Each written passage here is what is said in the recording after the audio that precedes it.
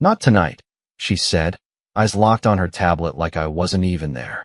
That sentence used to come wrapped in softness, a gentle excuse laced with a kiss on the forehead. But tonight, it was hollow, mechanical, like she was swiping away a notification she didn't care to open. I stared at the ceiling for a beat, then turned my head slowly to the side, watching Marla, my wife, bathed in the glow of her screen. Legs tucked under her, posture relaxed, eyes flicking across whatever held more interest than me. My hand, still resting on her hip from a moment earlier, quietly retracted like I was petting a statue that never came to life. I didn't speak. I never do anymore. Instead, I rolled to my side, facing the wall, heartbeat pounding louder than I wanted to admit. My mind tried to play it cool. She's tired, she's stressed, it's not about you. But my chest told the truth. The bitterness tasted metallic at the back of my throat. The room, dim and warm, suddenly felt like a tomb. And the silence between us? It buzzed louder than any scream. We hadn't touched, really touched, in weeks. Each night, I tried. Not aggressively, not pushy, just a soft reach. A kiss to the shoulder. A whispered, "Hey, you still awake?" But every night, it was the same. Not tonight. Sometimes with a sigh. Sometimes with a pat on the hand like I was a child asking for too much candy before dinner. This time I didn't even bother replying. Just stared at the drywall, blinking against the sting in my eyes, swallowing it all whole like I always do. She didn't notice. Or maybe she did and didn't care. Her fingers kept tapping, scrolling, zooming in on whatever version of life she preferred to mine. And here's the kicker. She was smiling. That subtle, half-absent kind of smile you don't fake when you're annoyed or tired.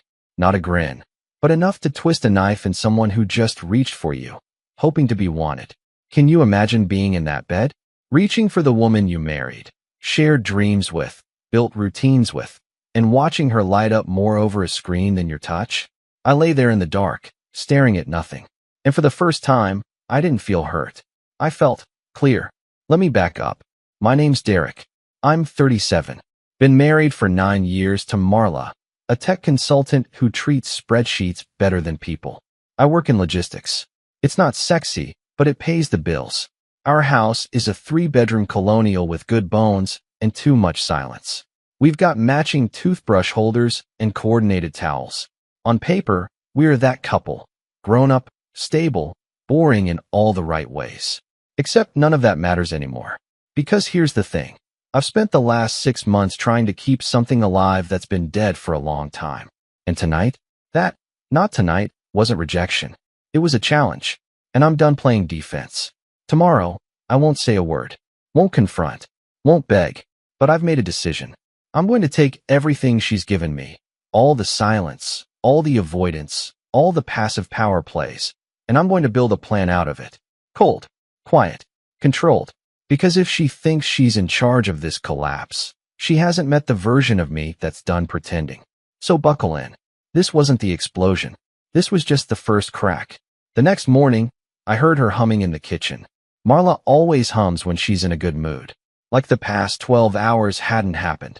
Like last night wasn't another quiet rejection sealed in silence.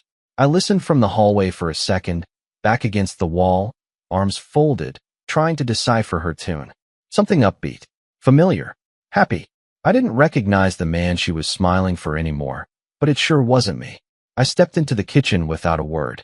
She was pouring coffee, her favorite striped mug in one hand, hair tied up, wearing that oatmeal-colored sweater she swore was her thinking armor. She glanced up as if I'd just wandered in from a jog. Not from the shared bed, she'd turned into no man's land. "Oh, morning," she said brightly, like I wasn't still carrying the weight of her tablet-lit silence from hours ago. Guess who finally got the promotion? Jasmine. She totally deserves it, honestly. I mean, she works like a beast. She paused, waiting for me to smile, to clap, to engage. I didn't. "Nice," I muttered, brushing past her to grab a glass of water. My voice came out low, clipped. I didn't mean for it to sound cold, but I didn't stop it either. Let her notice. Let her feel it, if she still could. Her smile faltered, just slightly. Then came the classic save. She swirled her coffee, looking thoughtful. She's been with the company forever, and she really, I've got work. I cut in, rinsing my glass and placing it down with a little more force than necessary. I didn't wait for her reply, just turned and headed for my office, closing the door behind me like it was a vault sealing off an old life. Inside, the walls were quiet. My laptop hummed alive. Outlook buzzed with unread messages, but none of it registered. I sat at my desk and stared, not at the screen, but through it, past it, into the places in my mind where her voice used to echo in softer, slower tones. Before everything got sterile and structured, before the love got laminated, I thought back to simpler mornings, when she'd slide beside me on the couch in pajama shorts, hair a mess, her head resting on my shoulder as she scrolled through Zillow listings just for fun.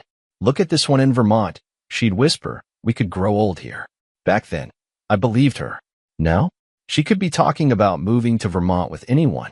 I heard her laugh from the kitchen. Not at me, of course. Never at me. She was on the phone now, probably Jasmine. Probably reliving office politics or planning coffee dates I wouldn't be invited to. That sound used to be my favorite. Her laugh. It had a brightness to it, like wind chimes on a balcony. But now it grated.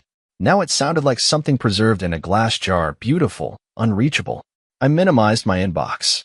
Opened a blank document. Typed nothing. I wasn't angry. Not really. That was the terrifying part. I was calculating. This house felt like a set. Like someone had built a fake home to trick a man into staying put. Everything in its place. Fridge magnets from our trips. A gallery wall of smiling faces. His and hers throw blankets. But the energy? Plastic. That morning, I made a quiet decision. Not a revenge plot. Not some outburst. Just this. I'm done reacting. She wanted a version of me that didn't need her? Fine. I'd become the man she couldn't read. The one she couldn't see coming. The gyms always had this strange quiet in the middle of the afternoon, just the occasional thud of weights, the soft squeal of sneakers on polished floors, and the steady hum of fans overhead. I liked it. It was the only place left that didn't expect anything from me. I hadn't planned on talking to anyone that day. I just wanted to lift heavy things, feel my blood pound against something other than heartache. But as I dropped down onto the bench press, I heard that familiar voice behind me. "Thought you disappeared," said Miles, clapping me on the back. He was the kind of friend who didn't need an invite, tall, easygoing, the guy who always wore the same beat-up Ohio State hoodie like it was armor. We hadn't seen much of each other since before the pandemic, but we'd known each other since high school. "Still here?" I grunted, lining up the barbell. He gave a mock serious nod. "Good, 'cause you've got that man on the verge face." Either that or constipation. I couldn't help it. One corner of my mouth twitched up. He always had timing. After my set, we moved to the rowers. A couple of rounds in, Miles tossed me a towel, leaned back on the bench beside me, and asked, "You all right, man?" It was a question asked 1,000 times between men who rarely mean it. But this time, he said it quiet, solid, like he knew I might actually answer. I stared down at the floor mats. "She won't touch me," I said, voice low. He didn't laugh, didn't flinch, just waited. "It's been months, Miles. At first, I thought it was stress, work, whatever. But now, I don't even feel like her husband anymore." He let out a long breath, rubbing the back of his neck. "That's rough, man." I nodded slowly. Every night, I reach for her. And every night, it's the same rejection. Like she's doing me a favor just by sharing a bed. "Damn," he said, then leaned forward, lacing his fingers together. "Listen, I'm not saying this is the answer, but maybe you test her loyalty." I looked over, eyebrow raised. He shrugged. "Nothing crazy. Just poke the bubble. See what pops." I let that sit in the air for a second. Test her loyalty. The idea didn't feel foreign. It felt like something I'd already been circling, deep down. Like I'd just been waiting for someone to give it a name. That night, I didn't say a word to Marla. I watched her fall asleep, tablet still on her chest, mouth slightly open, and when I was sure her breathing had settled into that slow, unguarded rhythm, I reached for her phone on the nightstand. My fingers were steady, cold, even, like someone performing a routine medical procedure. The app I'd downloaded earlier blinked to life. It promised real-time sync, quiet installation, total stealth. I didn't know if it would work. Didn't even know what I was hoping to find. But I set it up anyway. A clone of her digital life. I slid the phone back into place without so much as a whisper, then turned to stare at the ceiling. The numbness wasn't sadness. It wasn't jealousy. It was precision. I wasn't her husband anymore. I was her mirror. And if she was hiding something, she was about to meet the version of me built to uncover it. The next evening, the app finally delivered. I was sitting alone in my car outside the grocery store, engine off, screen glowing blue in my lap. Notifications had been trickling in all day, but I hadn't had the chance, or maybe the nerve, to open the thread until now. Her messages had synced. Her entire digital soul mirrored on my screen like a confession. The first few texts were nothing. A group chat with her coworkers, a dinner recipe from her sister, a promo code for yoga leggings. But then I saw the name. Corey. Not a last name. Not a profile pic. Just Corey. And right away, my chest went still. The first message was from him. Missed our little lunch escape today. Don't make me wait until next week. Winky face. Then Marla's reply. I needed the break too. You're bad for my schedule, but good for my stress. The air in the car thickened. I scrolled, reading with a kind of detached clarity, like I was an editor reviewing someone else's screenplay. Kiss emojis. Inside jokes. Mentions of hotel rooms, complete with numbers. Room 237 again tonight? You always pick the coldest spots, Corey. You warm it up, babe. My fingers didn't tremble. I wasn't angry. I was awake. For the first time in months, the fog lifted from my chest. All the confusion, all the double-guessing gone. In its place was a quiet, vibrating certainty. She was cheating, and not emotionally, not vaguely. This was physical, intentional, routine. And she hadn't slipped. She hadn't broken down crying or left clues in the laundry. No, she built this lie like a second home, well decorated, lived in, and full of backup chargers. I leaned my head back against the seat, staring up at the car roof. And I smiled. Not because it didn't hurt. It did, deep in a place I didn't have a name for. But because finally, I had something real. Not just cold shoulders. Not just silence and evasion. Evidence. And more importantly, purpose. Now I knew the terrain, and I knew how to win. I sat there for another 20 minutes, watching the messages keep coming. Corey sent a selfie from the hotel bar. Marla replied with a heart emoji and said she was wrapping up a Zoom call. She wasn't even trying to be clever, and maybe that's what stung most. She didn't see me as a threat. Not anymore. She saw me as a placeholder. Furniture. Something that wouldn't move unless pushed. But I wasn't going to confront her. Not yet. That's the mistake most men make. They rage. They blow it all up. They demand explanations and apologies. But I've always been better with plans. So I put my phone down, took a slow breath, and watched the reflection of the streetlight dance across the windshield like it was drawing blueprints. She had no idea. She thought she'd won. But this wasn't the end. It was the beginning of my quiet revenge. Friday night, 6:18 p.m. She stood by the mirror adjusting a silver earring. Nothing flashy, just enough to say, I put in effort. She smoothed her blouse and smiled at her reflection with that same practiced ease she used at networking events. The perfume hit next, sharp and floral, unfamiliar. I stood in the hallway, sipping wine slowly, unnoticed. You look nice, I said, because it felt like the kind of thing a husband should say. She turned quickly, a bit startled, then gave me a tight-lipped smile. Thanks. Work dinner thing. Don't wait up. Work dinner. The same coworkers she barely liked. The same ones who, according to her, were too corporate and full of drama. But now suddenly they warranted a Friday night? I didn't argue. Didn't even blink. Just raised my glass. Have fun. She paused for a moment, just a flicker of something behind her eyes. Hesitation? Guilt? Maybe it was indigestion. I couldn't tell anymore. Then she grabbed her purse and walked out the door, heels clicking down the steps like punctuation. I waited exactly 10 minutes. Then I opened the app. Her location pinged once at a restaurant downtown, just long enough to anchor the alibi. But by 7:05, the dot shifted east, toward the waterfront. The hotel she and Corey favored wasn't the most discreet, but I suppose discretion didn't matter when you assumed the other person was still asleep at the wheel. I didn't follow her. Didn't call. Didn't cry. I poured another glass of wine and walked through the house with a different set of eyes. It looked the same, neutral tones, framed quotes about gratitude, throw pillows with hand-stitched words like home and together. All of it curated. All of it fake. Tonight, though, the house felt different. Sharper. Less like a home and more like a stage. And I was finally the one holding the script. I took a seat at the dining table with my laptop, opened a blank spreadsheet, and titled it Details. Names. Dates. Times. Room numbers. I wrote it all down, not for confrontation, but for control. Evidence wasn't just proof. It was leverage. It was power. At 9:43 p.m., I refreshed her location again. Still at the hotel. I imagined her laughter echoing off wallpaper. Qley's cologne hanging in the air. A bottle of wine chilling on the desk. The betrayal no longer lived in my imagination. It had coordinates. I took a deep breath and leaned back in my chair. Strangely, I didn't feel broken. I felt awake.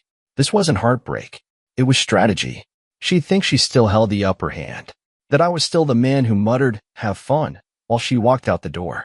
But all she'd done was give me clarity. And clarity is dangerous when it's quiet. Saturday morning, sunlight spilled across the kitchen like nothing had changed. Marla stood at the counter, back to me, humming again. Same tune, different tone. Lighter, like a woman who had outrun a storm and never got wet. She was making pancakes, something she only did when she wanted to be seen as loving. As present, I leaned against the doorway, arms crossed. She glanced over her shoulder and gave me that easy grin. "You want strawberries or blueberries on yours?" "Strawberries," I said, matching her smile. "Like always." She laughed. I know. Just checking." It was a dance, and I played along. I set the table while she plated the food, even added a little whipped cream like she used to when we were first married. We sat, forked bites between syrupy small talk, TV shows, weekend plans, maybe trying that new Thai place next week. She looked, content, relaxed in a way that told me she believed she was winning, that the storm had passed and the old Derek had returned, passive, forgiving, dull.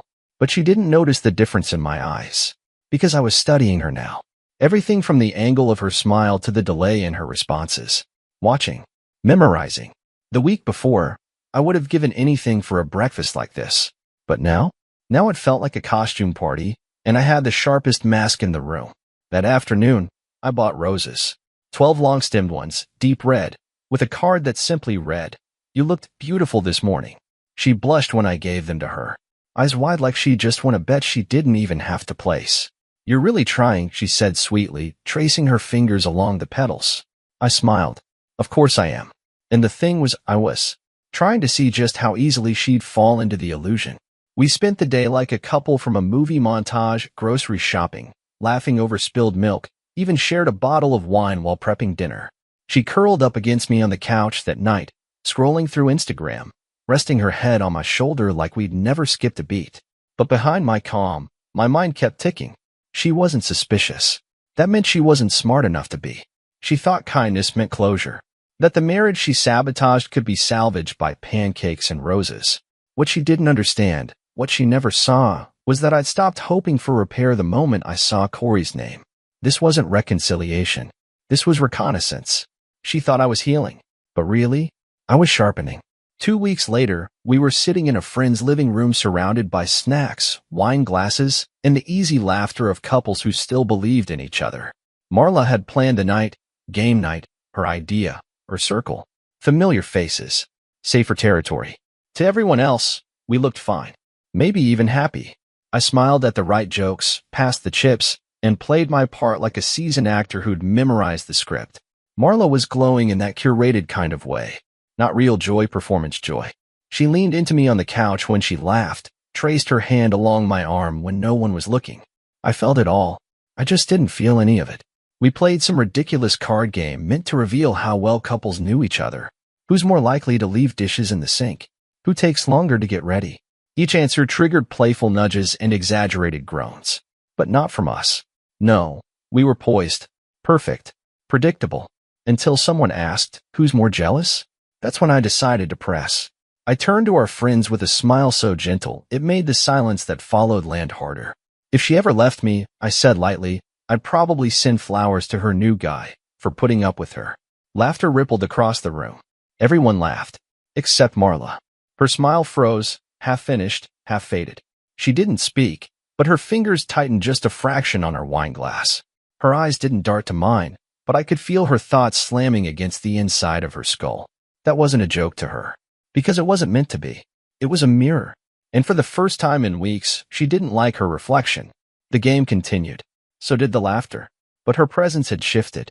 Every giggle after that was just a little too sharp. Every glance just a little too quick. I could feel the air thinning between us. We rode home in silence. No music, no conversation. Her hands were folded in her lap. Still, cold. I parked the car in the garage and didn't move for a second. I just stared straight ahead. Waited. Eventually, she broke. "Why did you say that?" she asked, not quite whispering, not quite calm. I turned my head, slowly, keeping my voice neutral. "Say what?" The flowers. That wasn't a joke, Derek. I let out a small chuckle, leaning back in my seat. Everyone laughed. Her voice dropped. I didn't. That silence stretched again, thick with things she wanted to say but couldn't. "Why are you acting weird lately?" she finally asked, more accusation than question. I gave her a long look. Not sharp, not cruel, just clear. "I'm just finally seeing things clearly." That line didn't explode. It sank, quiet and slow, like a stone into deep water. She didn't respond. She just nodded, barely, and stepped out of the car without slamming the door. But her footsteps echoed through the house like a warning. The game had changed, and she was starting to feel it. Something changed after that night. Not dramatically, not all at once, but like a small crack in glass, slow, spreading, impossible to stop once it starts. Marla stopped humming in the mornings. That was the first thing I noticed. No soft tunes while she prepped coffee. No under-the-breath singing as she packed her work bag. Just silence, heavy and uncertain. She watched me more closely now. I'd catch her staring while I buttered toast or laced up my shoes. And not the loving kind of stare, the calculating kind. Like she was trying to figure out who I'd become. But she never asked directly. Instead, she tried to reassert control in the ways she knew best. Little comments, subtle power plays. "You're spending a lot of time on your phone lately," she said one night as I scrolled on the couch. I didn't look up. "So are you." That stopped her cold. She sat beside me in silence, fingers curled around a throw pillow. Her body faced the TV, but her attention was fixed squarely on me. "Is there someone?" she asked, careful with her tone. I let the question linger, then looked over and smiled, gentle, but unreadable. "Why would you ask that?" she faltered. "You're different." I nodded. "So are you." Her throat moved like she was about to say something, but the words didn't arrive. She just stared, as if trying to identify a stranger in a familiar room, and I let her sit with that discomfort. The next day, I told her I had a business trip. "Out of town?" she asked, setting down her coffee mug. I nodded. 3 nights. I'll be working remotely. Probably won't have time to check in much." She blinked fast. "Where?" "Just upstate." I didn't offer more. She didn't press. But the panic in her eyes was undeniable. She tried to hide it, smiling, nodding, making some joke about finally getting the bed to herself, but it didn't land. Her laugh was too tight, her hands too still, because deep down, she felt it, that this wasn't about work, that something was shifting out of her control. When I left that Friday, suitcase in hand, she kissed me on the cheek with forced calm. "Text when you get there." I nodded, and I didn't. I checked into a boutique hotel 30 minutes away. Sleek, minimal, quiet. I unpacked slowly, hung my shirts in the closet like I'd be staying longer than I was, ordered room service, watched the city lights from my window, and I didn't text. Not that night, not the next day. She called twice. I let it ring. The silence wasn't punishment, it was a mirror, one I knew she'd eventually look into. By the second night, she left a voicemail. "Hey, just checking in. Hope everything's going okay. Call me when you can." Her voice cracked just slightly on the last sentence. I played the message twice, not out of sympathy, but to hear the shift, the quiet fear curling beneath her words. The same fear I'd once swallowed in the dark, night after night. Now, it was hers to hold. When I returned home Sunday evening, the house was spotless. Too spotless. The kind of clean that screams panic. Candles lit in every room. A roast warming in the oven. A playlist humming softly through the living room speakers, something acoustic and melancholy, like she wanted to stage a memory we'd never actually had. I stepped through the front door like a stranger returning to an Airbnb, suitcase in hand, keys quiet in my palm. Marla was standing in the hallway, already waiting. Her face broke into a smile that was just a second too delayed. "You're back early." I didn't smile back. "Beat traffic." She reached for my suitcase, a gesture so out of character it made me pause. I've got it," I said calmly, passing her without a glance. She followed me into the kitchen. The scent of rosemary and thyme filled the air, rich and savory, one of my favorites. I watched her stir the pot with rehearsed ease, like a contestant in a cooking show under pressure. How was the trip? She asked. Productive. She set the spoon down. You didn't call. I was busy. She nodded slowly, but the silence afterward wasn't agreement, it was containment. She was swallowing questions, burying them under smiles, unsure which version of me would answer. We ate dinner like two diplomats at a peace summit, polite, composed, careful. She asked about the hotel. I described the view. She asked if I met any clients in person. I said most of it was digital. She smiled. I smiled. In between us sat a meal she'd prepared not out of love, but out of desperation. A peace offering from someone who'd only just begun to realize the war had started months ago, and she'd already lost ground. After dinner, I excused myself to take a long shower. The hot water pounded against my back as I leaned into the tile wall, eyes closed, listening to nothing but the echo of running water and my own calm breathing. I didn't feel satisfaction. Not yet. But I did feel distance. And that distance? It no longer scared me. When I returned to the bedroom, she was already under the covers, phone in hand, pretending to scroll. I climbed in beside her, not too close. Not far. Just there. The light from her screen made her face look older. Tired. Her fingers hovered over her screen like she didn't know who to text, or what she could even say. Eventually, she turned the phone off. I missed you, she whispered into the dark.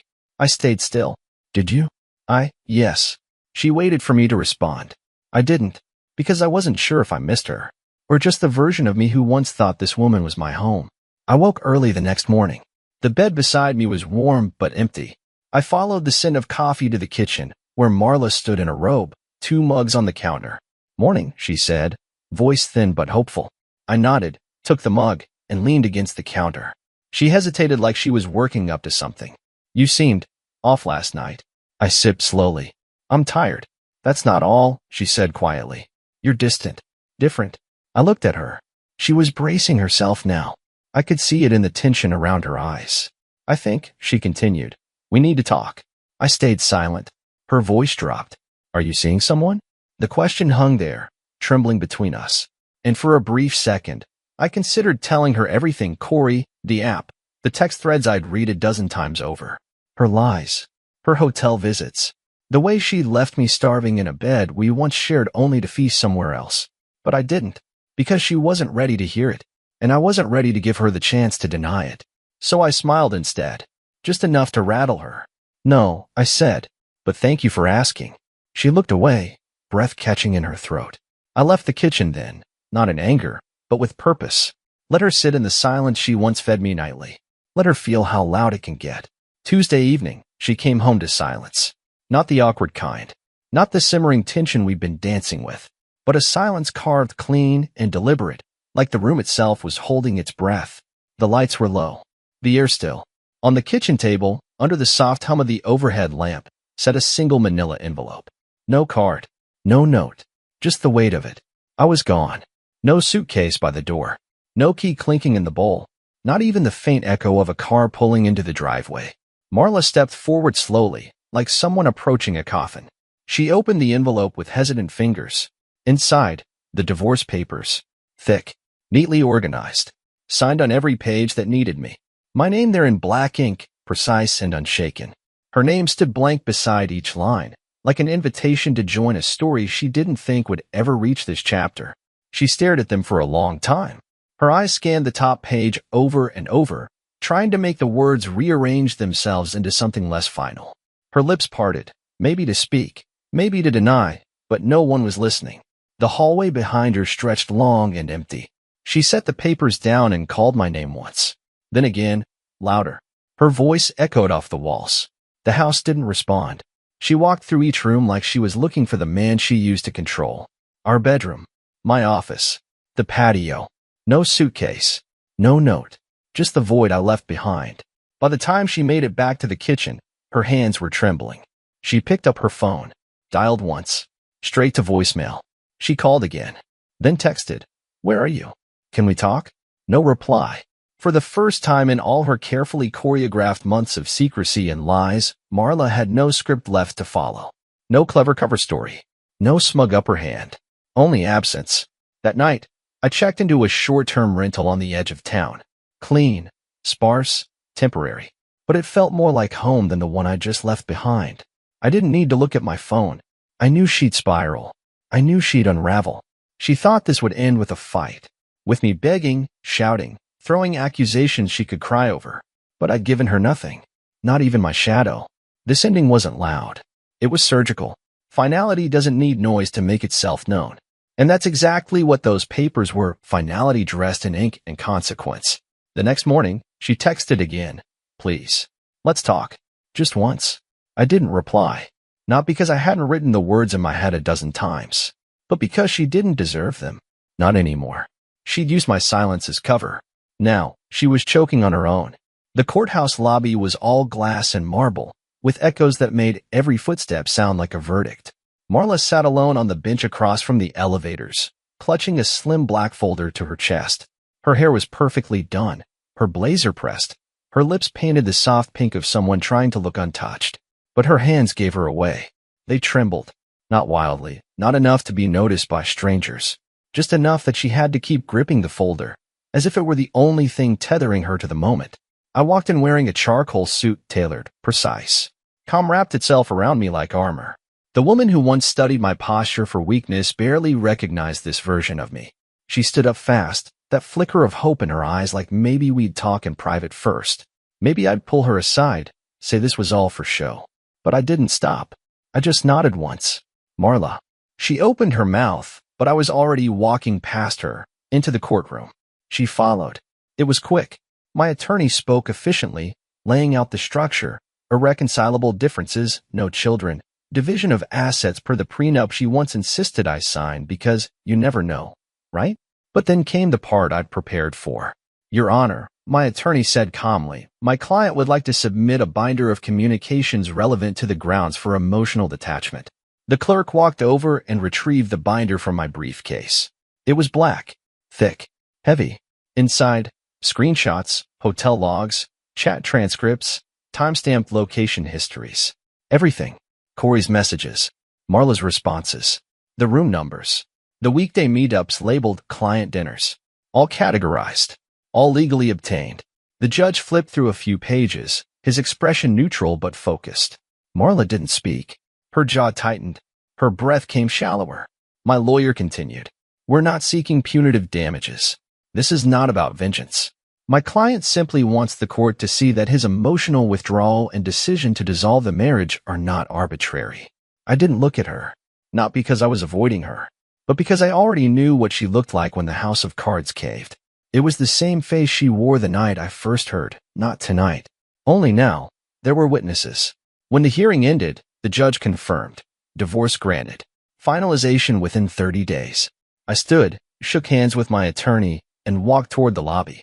Marla followed me out again, but slower this time, like her heels were heavier than her pride. Outside, the sun was harsh. The steps of the courthouse wide and empty. She sat down on the top one, folder still pressed to her ribs like it could undo everything. I paused. She looked up at me. I don't understand, she whispered. You didn't even fight. You didn't yell. You just left. I studied her. Not with rage. Not with love. Just understanding. You don't have to yell to leave someone, I said. Her eyes glistened, and her voice cracked, just enough to finally let the truth slip out. You turned me down every night. She said it like she couldn't believe it had happened, like I'd mirrored her own words back at her, but in a tone she'd never heard before. I didn't reply. What was there left to say? I walked down the steps. Behind me, I could hear her voice fade, once so confident, so sharp, now barely more than a breath against the wind. At the bottom, I paused and looked ahead, not at a finish line, but at a beginning. The ache was still there, of course, but it wasn't bitterness. It was clarity. It was peace. It was freedom bought not with fury, but with stillness. And in the end, it was her silence that taught me how powerful mine could be.